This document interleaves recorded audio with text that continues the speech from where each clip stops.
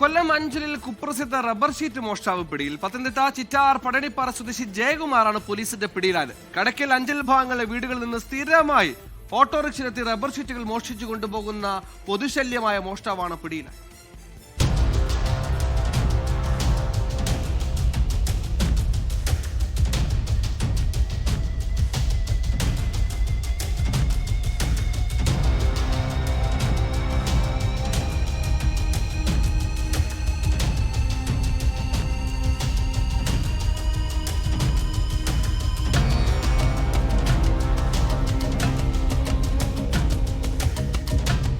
സംഘമായാണ് മോഷണം. കൂട്ടാളിയായിട്ടുള്ള ഉദയകുമാർ എന്നയാൾ കടയ്ക്കൽ പോലീസിന്റെ പിടിയിലാവുകയും ഇപ്പോൾ റിമാൻഡിലുമാണ്. അഞ്ചൽ പോലീസ് സ്റ്റേഷൻ പരിധിയിൽ ചെമ്പകരാമനെല്ലൂർ പ്രദേശത്ത് വീടിന്റെ ടെറസിൽ ഉണക്കാനിട്ടിരുന്ന റബ്ബർ ഷീറ്റുകളാണ് ഏറ്റവും ഒടുവിൽ പിടിയിലായ ജയകുമാറും കൂട്ടാളിയായിട്ടുള്ള പുനലൂർ സ്വദേശി ഉദയകുമാറും ചേർന്ന് ഓട്ടോറിക്ഷയിൽ കടത്തിയത്.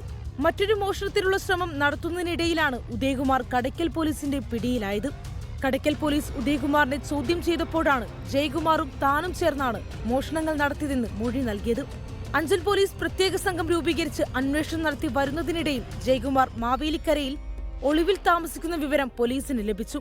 തുടർന്ന് ഓച്ചിറയിലേക്ക് രക്ഷപ്പെട്ട ഇയാളെ അവിടെ വെച്ച് അഞ്ചൽ പോലീസ് പിടികൂടുകയായിരുന്നു. പ്രതിയുടെ അറസ്റ്റ് രേഖപ്പെടുത്തി കോടതിയിൽ ഹാജരാക്കി റിമാൻഡ് ചെയ്തു. 24 കൊല്ലം.